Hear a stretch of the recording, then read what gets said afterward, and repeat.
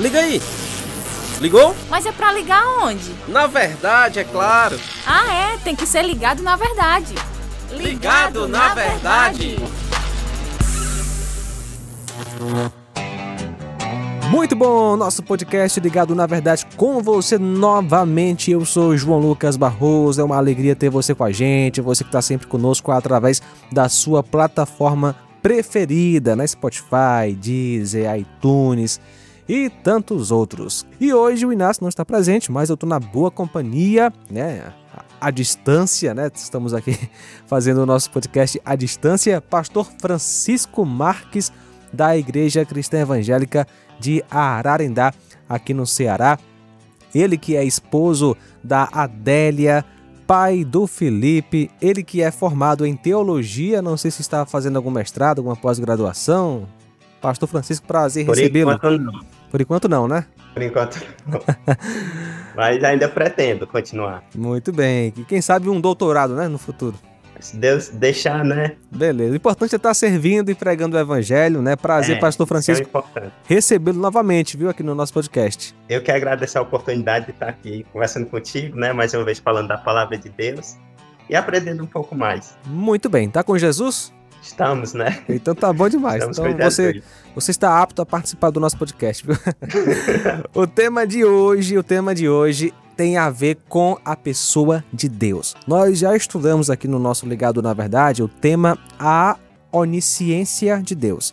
E agora vamos estudar a onipresença de Deus. Não foi o último episódio, você pode conferir aí, você que está conosco pelo YouTube, na playlist, você no site da Rádio Ceará ou na sua plataforma preferida, confere aí, porque você vai encontrar lá embaixo. Oi. É a onipotência. É a onipotência. Isso. Não, eu falei que... Você falou onipresença. Aí foi a onipresença que eu falei? Então foi. Então, é a onipotência de Deus, né? Então, se você não ouviu ainda a onisciência de Deus, vai aí baixando os episódios, procura lá com Flávio Moisés, você vai ouvir sobre a onisciência. Agora vamos estudar a onipotência de Deus com o pastor pastor Francisco Marques. Eu ia te chamar de Marcos Ranconato, eu acho. Pastor Francisco Marques. É um elogio, né? É o mesmo nível, né, de teologia, mesmo nível de conhecimento, né? Não. Ei, fica ligado na verdade. Muito bem, pastor Francisco Marques. O que é que a Bíblia, a palavra do Senhor, tem a dizer sobre este atributo de Deus, a sua onipotência? O que é que significa que Deus é onipotente? Quando falamos onipotência, a gente quer dizer que Deus, não é? Ele pode fazer tudo o que desejar, mas ele é limitado apenas mesmo pela sua natureza perfeita, não é? Então, quando a gente olha para essa questão de Deus fazer, que ele pode, mas as limitações que impedem, por exemplo, Deus, o que ele não pode, não é? Ele não pode ver o mal, ele não pode negar a si mesmo, como está em 2 Timóteo, capítulo 2, ele não pode mentir, né? Que isso é uma característica do Satanás e dos seres humanos, né? Mas em Deus não há mentira. E ele não pode praticar o pecado, ou seja, Deus ele é perfeito, ele nunca peca. Quem peca é as suas criaturas, né? Como a gente sabe. Então, a onipotência é isso, ele pode fazer tudo quando a gente olha para Deus, mas ele é limitado pela sua natureza, né? Quem ele é a única coisa que vai impedir ele de fazer alguma coisa, não é? Deus, ele não peca. O resto, ele tem poder absoluto. Isso. Só para deixar claro aqui, né, para qualquer pessoa que esteja talvez tendo contato agora pela primeira vez com a teologia, não é que Deus tenha o desejo de pecar e não consegue, não é essa a ideia, né? É porque não faz parte dele, né? Não faz parte dele pecar. Não tem nem o desejo, porque Exatamente. não é do caráter dele, né? Santo, é puro. Na Bíblia, a gente vê muitos textos que vai falar, né, dessa onipotência de Deus, que vai apresentar Deus como todo-poderoso, não é? Em Gênesis 17:1 vai dizer, eu sou Deus todo-poderoso, ele mesmo falando. Jó vai declarar também, quando ele diz assim, bem sei que tudo podes e nenhum dos teus planos podem ser frustrados. Então, Deus pode tudo. Então, você vai ver personagens bíblicos, personagens da história bíblica ali, que reconheciam Deus como esse ser extremamente, né, poderoso. com o seu poder infinito, tá bom? Também, por exemplo, em Jeremias, a gente vai ver a declaração dizendo assim, ó, ah, Senhor, Deus, sei que fizeste os céus, a terra, com todo o seu grande poder, com todo o seu braço estendido, pois algum é demasiadamente maravilhosa. Jeremias 32, não é? Então, quando a gente fala de onipotência, a gente está falando desse Deus que tudo pode, que criou. Por exemplo, quando você olha aí, você saindo para fora da sua casa à noite, você olha para o céu, nessa imensidão, o universo. Pronto, esse Deus poderoso criou aquilo, né? Como também esse Deus poderoso, ele trabalha tanto no máximo, né? Como o universo, mas no micro. Ele cria um ser humano ali, praticamente do nada, né? Ali de coisas moleculares, né? Coisas pequenas, microscópicas, né? Então, tanto no pequeno como no grande, a mão de Deus está ali, não é? Exatamente. A mão de Deus Deus, de fato, a gente vê a sua onipotência, como você mesmo tem colocado, ao contemplarmos a criação, né? Tudo é complexo. Cada detalhe da criação tem complexidade. Se você estudar alguma espécie ou as espécies de uma forma geral, estudar sobre o universo, o próprio ser humano, você vai ver que tudo é muito complexo, muito organizado, muito detalhado. Você percebe a grandiosidade do Criador. E também a gente vê a sua onisciência, embora não seja o tema, né? Porque sobre tudo isso, o Senhor, obviamente, como Criador, ele conhece muito bem. E acerca da história, o futuro, tudo ele conhece e domina. E também a sua onipresença, né? Já que entre uma ponta e outra do universo, o Senhor ele tem o domínio absoluto, né? Ele colocou a sua mão ali, digamos assim, porque ele é o Criador, então ele está presente em todos os lugares, seja no mundo material ou no mundo espiritual, né? De fato, Deus é onisciente, onipotente, onipresente, né? Estamos falando, obviamente, da onipotência de Deus. Tamo junto, no Ligado na Verdade. Agora, pastor Francisco Marques, beleza, está bem compreendido que Deus é todo-poderoso, ele é soberano sobre toda a criação, ele é o dono absoluto de tudo.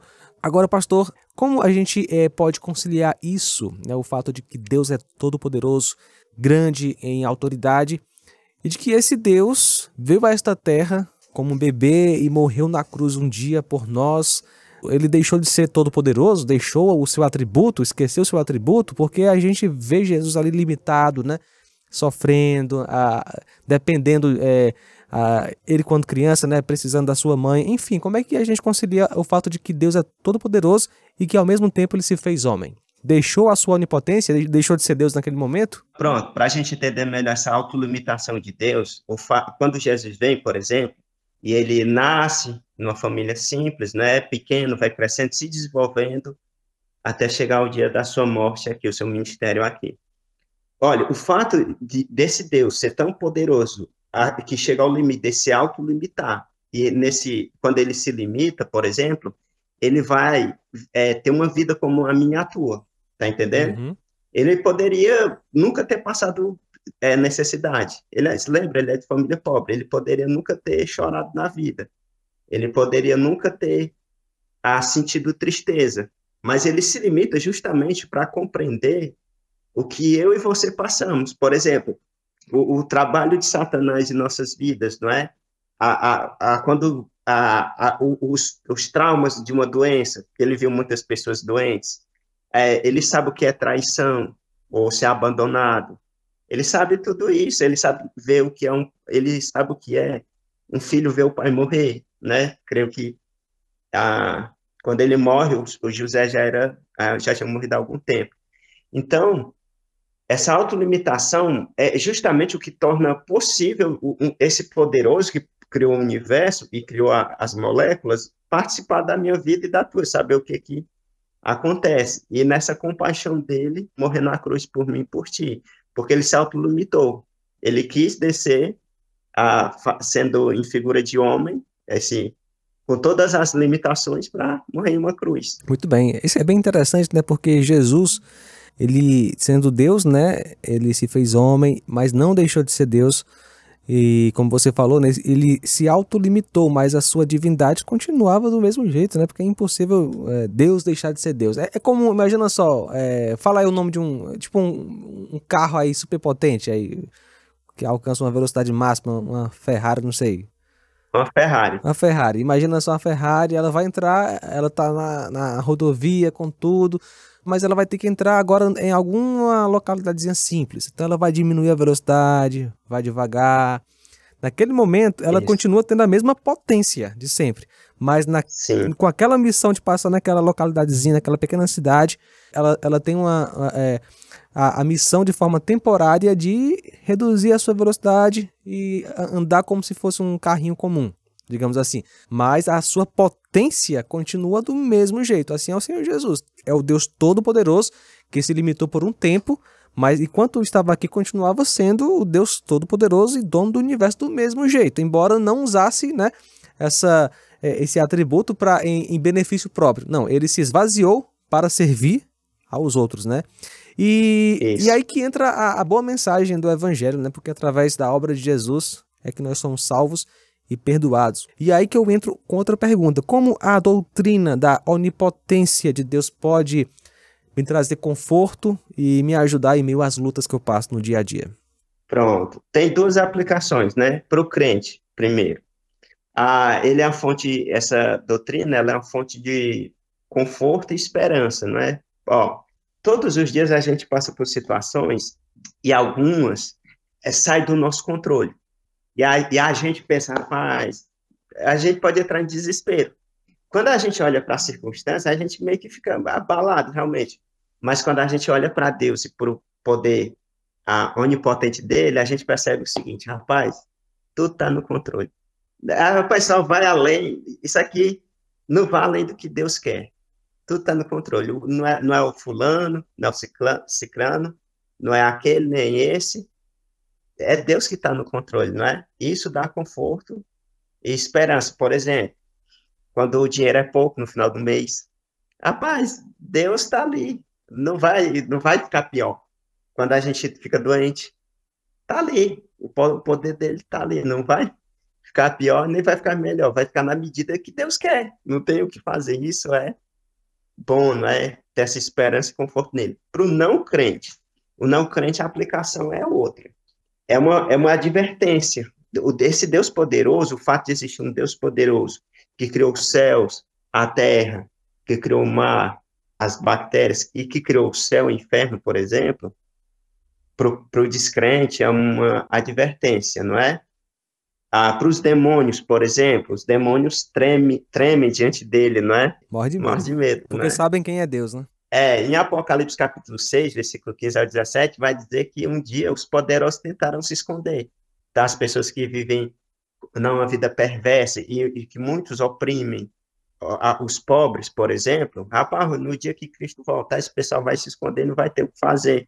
Também não. E um dia, aí, tanto o pobre quanto o rico, que não reconheceu Jesus Cristo como seu Senhor e Salvador, vai se dobrar. Vai se dobrar, vai ver, vai reconhecer, todo joelho vai se dobrar diante dele, né? Pelo bom, né? Pelo bem ou pelo querendo ou não.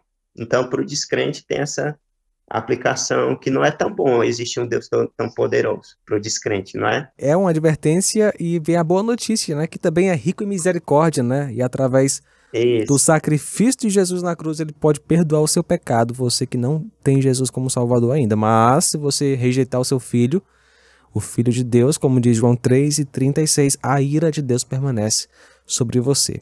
Meu amigo pastor Francisco Marques, obrigado pela participação, viu? Deus abençoe, que Deus continue lhe usando e obrigado por nos ajudar a entender mais sobre a onipotência de Deus aqui no nosso podcast. Eu que agradeço, viu, João Lucas? Eu espero que essas palavras tenham ajudado alguém que está nos ouvindo, né? Para confiar em Deus. Se alguém ainda não entregou a vida a Cristo, o melhor caminho é entregar, porque esse Deus poderoso, ele existe, então é melhor reconhecer do que enfrentar esse Deus todo-poderoso, você sendo inimigo. É melhor ser amigo dele.